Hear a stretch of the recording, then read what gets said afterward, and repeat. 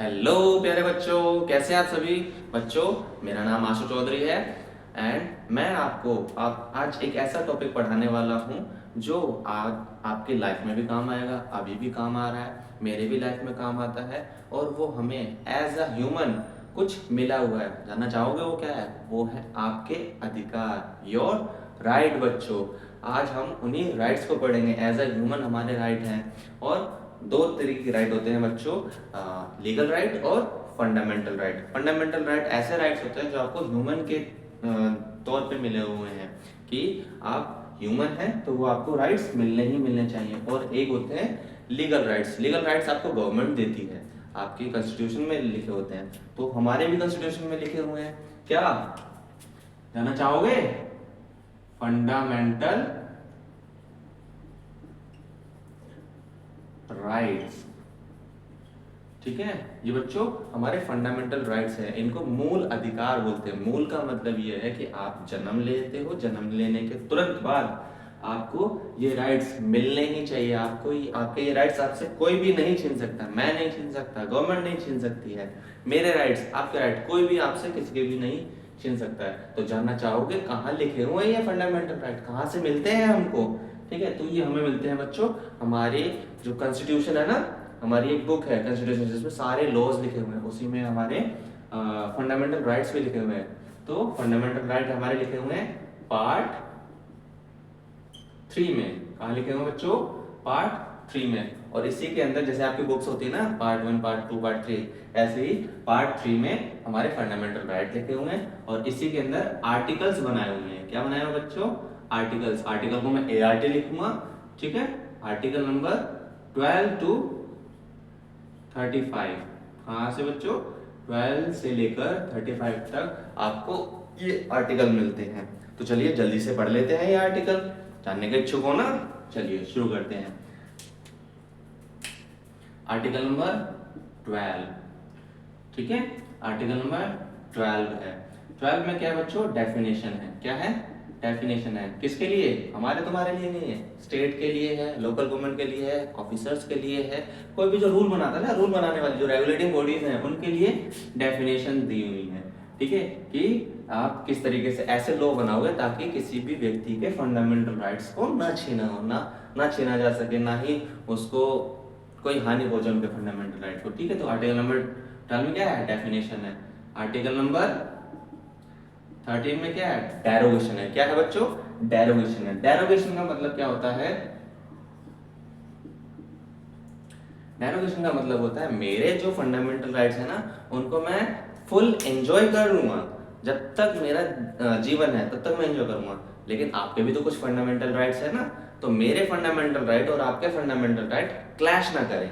मतलब क्या, मैं जितना एंजॉय करना चाहता हूँ, जैसे मेरा बर्थडे है, ठीक है। अब मेरा बर्थडे है, मैं घर में डीजे बजा रहा हूँ, ठीक है। लेकिन आपका बच्चों एग्जाम है। अब मैं ऐसा थोड़ी ना करूंगा, मैं इतना लाउड म्यूजिक बजा लूंगा जिससे आप डिस्टर्ब हो जाओ। तो मेरे फंडामेंटल राइट अभी क्या है? एंजॉय करने के। और आपके क्या है? फंडामेंटल राइट कि आपको एग्जाम क्लियर करना है, पढ़ना है, तो वो भी आपका एक फंडामेंटल राइट है। अभी मैं बताऊंगा 21A है फंडामेंटल राइट आपके लिए, 6 to 14 ईयर ऑफ एज के बच्चों के लिए है, ठीक है। फिर आता है हमारा, अब मैं थोड़ा सा जल्दी बताऊंगा, ठीक है। 14 से लेकर 18 तक, 14 से लेकर 18 तक ये क्या है? राइट टू इक्वालिटी है बेटा। राइट टू इक्वालिटी का मतलब क्या है? ठीक है, या मैं इसको ऐसे बोल सकता हूं, इक्वालिटी बिफोर लॉ भी बोल सकता हूं, ठीक है। क्या बोल सकता हूं? इक्वालिटी बिफोर लॉ, मतलब कानून के सामने सबको ही समान है। इसमें 15 क्या है बताता हूँ जल्दी जल्दी, ठीक है। 15 है, 16 है, 17 है, 18 है, ठीक है। 14 से लेकर 18 तक है। तो 15 में क्या है, 16 में क्या है, 18 में क्या है, 17 में क्या है? तो पीछे से शुरू करते हैं। 18 में क्या है? अबोलिशन ऑफ टाइटल है। टाइटल ठाकुर, महाराज, राय, जनरल, ठीक है। आर्मी के तो लगा सकते हैं, ठीक है। तो आपको टाइटल का मतलब क्या बच्चों? कि आप अपने ना सरनेम नहीं लगा सकते हो अपने नाम के आगे। ये सब महाराज, राय, राजकुमार, ये जो पहले लगते थे ना राजा महाराजा अपने नाम के आगे लगाते, बहुत सारे लोग लगाते थे। सूबेदार, ठीक है। और क्या बोलते हैं सूबेदार के बाद क्या होता है वो? जमींदारी सब अपने नाम के आगे लगा देते हैं। और ये होता है abolition of abolition of untouchability, abolition of untouchability.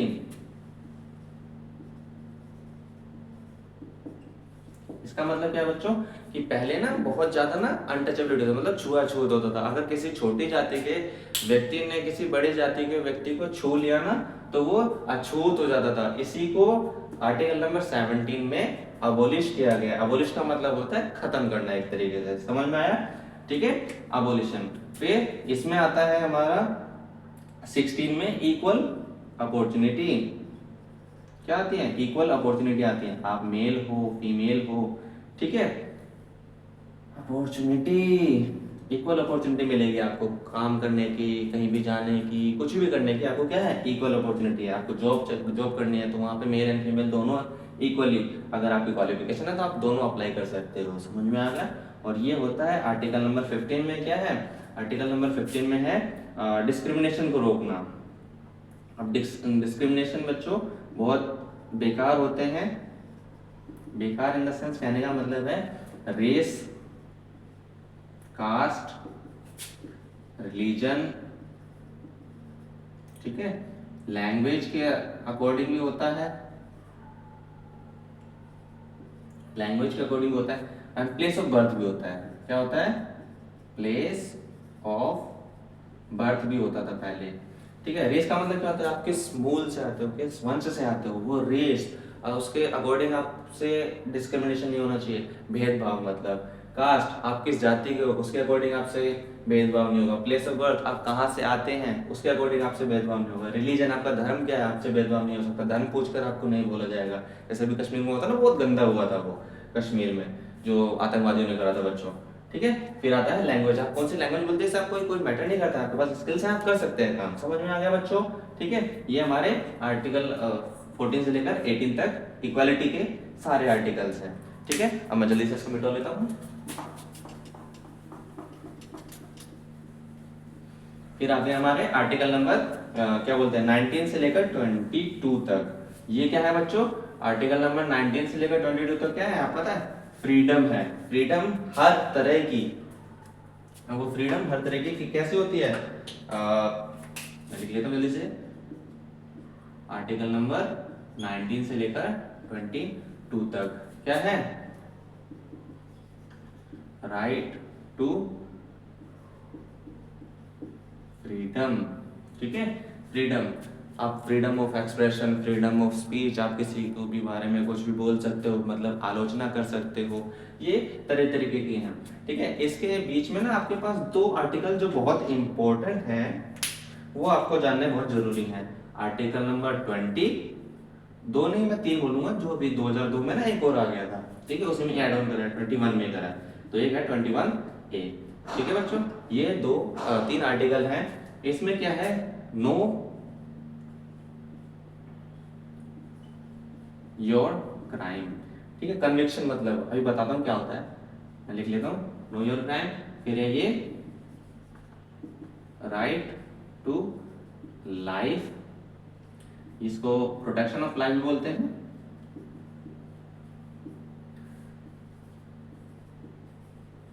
ठीक है। फिर ये आपके लिए है बच्चों, आपके लिए कौन सा राइट है? राइट टू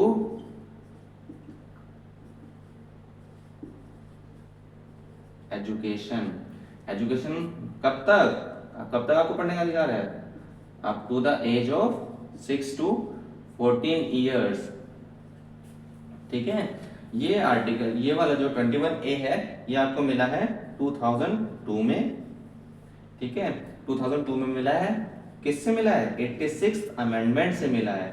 कौन सा अमेंडमेंट? Constitutional amendment. मतलब हमने सुधार किया अपने कॉन्स्टिट्यूशनल अमेंडमेंट में और देखा कि हमारे बच्चों को ना एजुकेशन नहीं मिल रही, तो गवर्नमेंट ने इसको राइट टू एजुकेशन में डाल दिया। तो बच्चों के पास ये अधिकार है एजुकेशन एक्सेस करने का। कहाँ तक? 14 ईयर्स ऑफ एज तक आप एक्सेस कर सकते हो, आप कहीं पे भी जाके पढ़ सकते हो, ठीक है। ये बहुत इंपॉर्टेंट राइट है बेटा, 21A, 21 और 20, ठीक है। नो योर क्राइम का मतलब है, अगर कोई आपको पुलिस वाला पकड़ने आता है, जब हम जैसे हम बड़े हो गए, ठीक है, हमने हमारे घर में कोई पुलिस वाला आ गया, तो आप उससे पूछ सकते हैं बच्चों कि मेरा क्राइम क्या है, किस बिना पे आप मुझे अरेस्ट करने आ रहे हैं। ठीक है, तो आप अपना क्राइम जान सकते हैं। ठीक है, क्राइम जान सकते हैं, उससे वारंट सर्टिफिकेट मांग सकते हो कि वारंट है, कॉग्निजेबल क्राइम है, इनकॉग्निजेबल क्राइम है। समझ में आ रहा है बच्चों? ठीक है, इसमें ये राइट टू फ्रीडम में आता है। फिर हमारे दूसरा जो थर्ड राइट है, इसके बीच में मैं आपको एक चीज और बताता हूं बच्चों, फंडामेंटल राइट हमने कहां से लिए हैं, एक चीज बताना रह गई है। ठीक है, ये तो मैंने बता दिया जल्दी जल्दी में। तो फंडामेंटल राइट हमने लिए हैं यूएसए से। कहां से लिए हैं? यूएसए से। ठीक है, यूएसए के कॉन्स्टिट्यूशन में लिखे हुए थे, हमने वहां से ये फंडामेंटल राइट लिए हैं। फंडामेंटल राइट लेने के बाद इन्हीं फंडामेंटल राइट को पता क्या बोला जाता है? Magna carta. मैग्ना कार्टा का मतलब क्या होता है? एक रिटन डॉक्यूमेंट होता है जो बहुत स्ट्रॉन्ग होता है कोई भी। ठीक है, सबसे पहले फ्रांस का वर्ड है, फ्रेंच बोलूंगा मैं इसको। ठीक है, फ्रांस का वर्ड है, फ्रेंच भाषा का है, लेकिन ब्रिटेन ने सबसे पहले इसको यूज किया था। ठीक है, ब्रिटेन ने सबसे पहले इसको यूज किया था। समझ में आ गया? इसके बाद हमारा ये समझ में आ गया? ठीक है, चलिए इसके बाद हमारे कौन सा क्या था? Article number 23 and 24। Article number 23, 24। ठीक है, यहाँ पे नहीं लिखते हैं, यहाँ पे लिखते हैं आर्टिकल नंबर 24। ठीक है, ये है राइट अगेंस्ट एक्सप्लॉयटेशन। एक्सप्लॉयटेशन का मतलब क्या है बच्चों कि आप, ये स्पेशली आपके लिए है, यहाँ पे क्या है? चाइल्ड लेबर है। ठीक है, कोई बच्चा अगर 14 के इयर्स एज के बिलो है, बिलो का मतलब उससे कम है, ठीक है, तो उससे काम नहीं किया जाएगा। ठीक है, फैक्ट्री में कहीं पे भी देखते हो छोटे छोटे बच्चे काम करवाते हैं लोग, वो नहीं कर सकते हैं। अगर उनको पुलिस को पता चल गया तो वो उसको अरेस्ट कर सकती है। ठीक है, एंड ये ह्यूमन ट्रैफिकिंग है। छोटे बच्चों को किडनैप कर लिया जाता है ना, बड़े को, छोटों को, सभी को ट्रैफिक। ठीक है, ह्यूमन ट्रैफिक को रोकता है ये राइट अगेंस्ट एक्सप्लॉयटेशन है। कौन सा राइट है ये? Right against exploitation. समझ में आया बच्चों? ठीक है, फिर हमारा आता है राइट टू रिलीजन, 25 से लेकर 28 तक। कहां तक बच्चों? 25 से लेकर 28 तक। Article number 25 to 28। ये क्या है? राइट टू रिलीजन है। ठीक है बच्चों, राइट टू रिलीजन मतलब आपका धर्म, आप अपने मर्जी से कोई सा भी धर्म अपना सकते हैं, किसी भी धर्म में आप पूजा कर सकते हैं, जैसे मर्जी आप रह सकते हैं। ठीक है, किसी भी धर्म को आप फॉलो कर सकते हैं बच्चों। समझ में आया? ये 25 से 25 से लेकर 28 तक ये वाला राइट है। राइट टू रिलीजन हमारे देश में है ना, हिंदू, मुस्लिम, सिख, ईसाई आपस में सब भाई भाई, वो सब अपनी मर्जी से कोई सा भी रिलीजन चूज कर सकते हैं। फिर आता है हमारा article number 29 and article number 30। ये क्या है? कल्चरल एंड एजुकेशनल राइट बच्चों। कौन सा राइट है?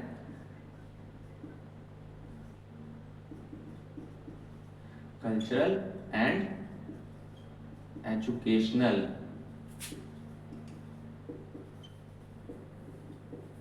कल्चरल एंड एजुकेशनल राइट का मतलब क्या है? आप देखते हो सिख के स्कूल्स हैं एंड क्रिश्चियन के स्कूल हैं, हिंदू स्कूल हैं, मुस्लिम के मदरसा होते हैं। तो ये सब क्या है? कल्चरल है।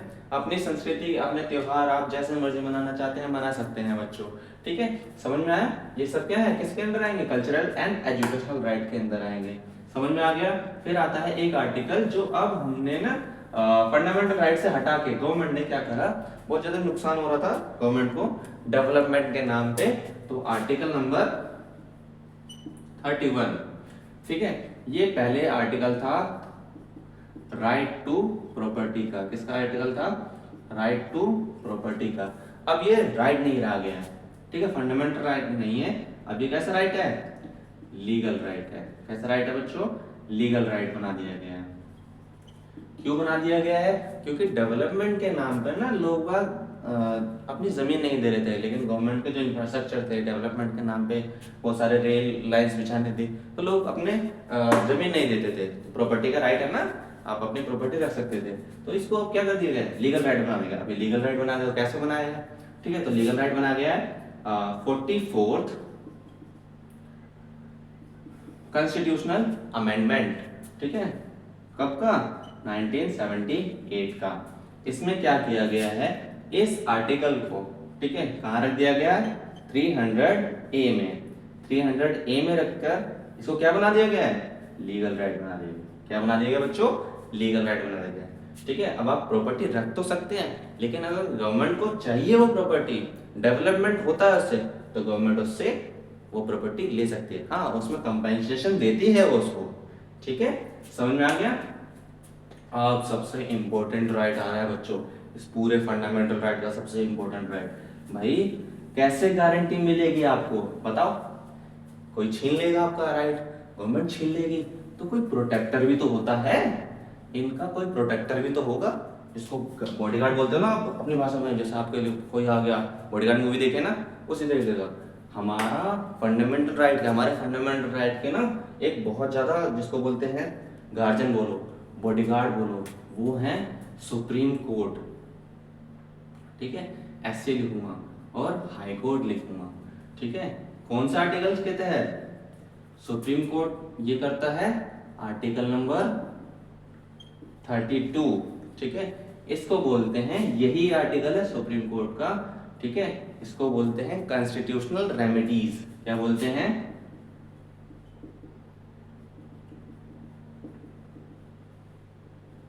Constitutional remedies. ठीक है, ये क्या है? Right to constitutional remedies. Right to constitutional remedies, इसका मतलब क्या है? अगर इन 12 से लेकर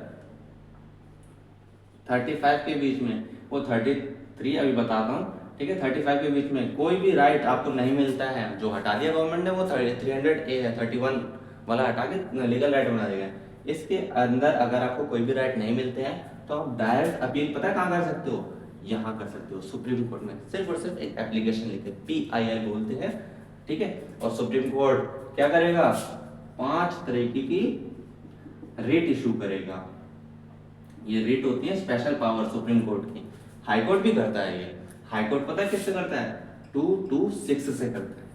ठीक है, 2 to 6 से यही 5 तरीके की रेट्स इशू करता है। तो आई होप बच्चों आपको ये टॉपिक समझ में आया होगा। बहुत ही इंपॉर्टेंट टॉपिक है बच्चों, आपकी लाइफ के लिए, मेरी लाइफ के लिए। स्कूल डेज में भी तो आता ही है आपके, लेकिन क्या बोलते हैं, आपके फर्दर लाइफ में भी आपको काम आएगा। थैंक यू बच्चों, तब मिलते हैं नेक्स्ट वीडियो में। तब तक के लिए सी यू, टेक केयर।